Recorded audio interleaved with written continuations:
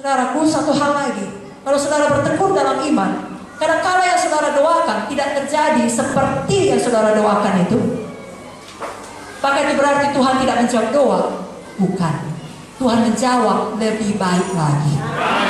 Saya ulangi, Tuhan menjawab lebih baik lagi. Dan kerap kali waktu Tuhan berbeda dengan waktu kita. Kita pikir sudah terlambat.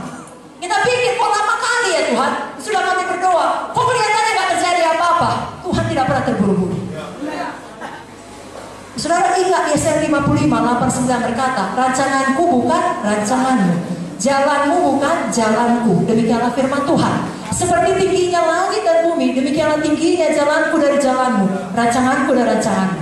Waktu Tuhan, cara Tuhan adalah yang terbaik. Saudara ingat kisah Lazarus kemarin. Maria dan Marta berdoa untuk kesembuhan. Maria dan Marta berpikir Tuhan sudah terlambat. Tapi apa yang dilakukan Tuhan? Mereka berdoa untuk kesembuhan. Tuhan beri lebih dahsyat. Tuhan beri kebangkitan. Tuhan tidak pernah terlambat. Sebabnya saudara yang berdoa untuk satu hal, berdoa dengan tekun. 1 Korintus 2 ayat 9 berkata, apa yang tak pernah dilihat oleh mata, tak pernah didengar oleh telinga, tak pernah timbul dalam hati manusia, itulah yang disediakan Allah untuk mereka yang mengasihi Dia. Amin.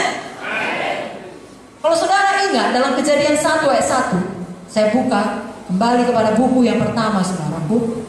Di sini dikatakan, bukalah Alkitab saudara, agar sama-sama saudara bisa melihatnya. Pada mulanya Allah menciptakan langit dan bumi. Ayat 2, bumi belum berbentuk dan kosong, gelap gulita menutupi samudra raya, dan roh Allah melayang-layang di atas permukaan air. Ayat 3, berfirmanlah Allah, jadilah terang, lalu terang itu jadi. Perhatikan, bumi belum berbentuk, bumi masih kosong, gelap gulita, tapi sudah ada atau belum roh Allah? Sudah atau belum? Roh Allah sudah melayang-layang di atas permukaan air. Jadi kenapa tidak terjadi apa-apa? Saudara sudah penuh Roh Kudus belum? Katakan sudah. Menunggu firman diucapkan. Ketika firman diucapkan Tuhan, jadilah terang, maka terang itu jadi.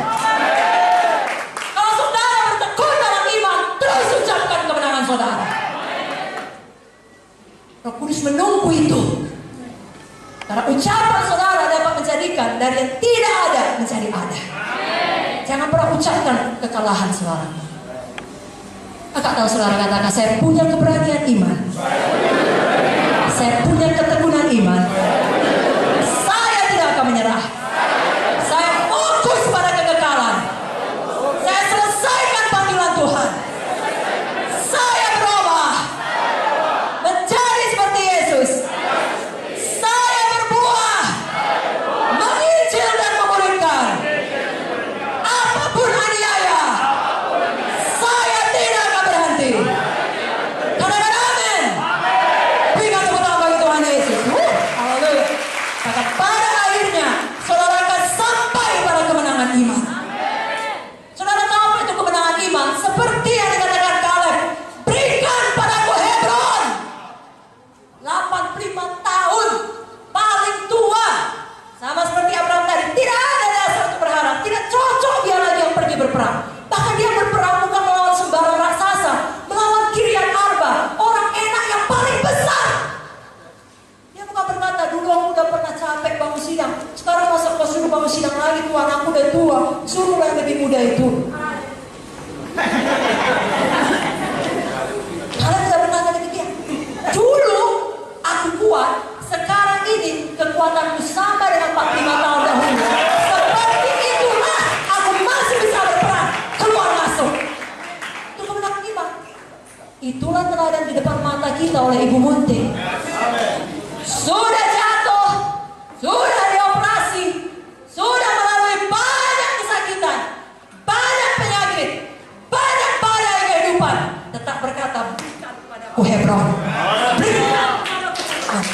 Saudaraku, itu roh yang berkata berikan kepadaku Hebron adalah roh Kaleb, roh kemenangan iman. Itu DNA saudara. Itu sebabnya gereja ini namanya Gereja Kemenangan Iman Indonesia. Jangan lari dari DNA saudara. Kemenangan iman selalu siap berperang bagi Tuhan. Dalam usia berapapun, dalam keadaan sesulit apapun, detak jantung saudara seperti detak jantung Tuhan yang berdegup mengatakan satu jiwa lagi. Satu jiwa lagi. Satu jiwa lagi. Yang tidak gemar seorang pun binasa. Saudara tahu tujuan saudara bukan sekedar uang, bukan sekedar diberkati. Saya sudah katakan tadi kalau sekedar diberkati, Pak Munte sudah bisa tenang-tenang. 10 tahun sebelum dia meninggal dunia, Ibu Munte sekarang ini pun harusnya bisa liburan kemana dia mau. Tidak. Sudah ditinggal Pak Munte aku sudah kerja keras sampai. Maka sekaranglah saatnya aku ongkang-ongkang. Tidak saudara. Tetap berkata berikan padaku Hebron. Selagi masih ada nafas, kita tahu aku tidak akan mati tetapi hidup untuk menceritakan perbuatan-perbuatan Tuhan. Yang ajaib inilah teladan kita. Roh Kaleb yang sampai kepada Hebron. Dan begitulah siklusnya terus. Keberanian iman, ketekunan iman, kemenangan iman. Saudara tahu biasanya sama seperti kisah Kaleb pada usia yang muda, keberanian iman. Semakin lama saudara mengikut Tuhan, ketekunan iman, sampai saudara matang, semakin dewasa, saudara punya kemenangan iman. Saya baca beberapa ayat terakhir, saudara sukacita. Ibrani 11 ayat 32. Dan apakah lagi yang harus aku sebut? Sebab aku akan kekurangan waktu apabila aku hendak menceritakan tentang Gideon, Barak, Simpson, Jefta, Daud, Samuel, para nabi. Yang karena iman, karena apa saudaraku? Karena uang, karena pendidikan,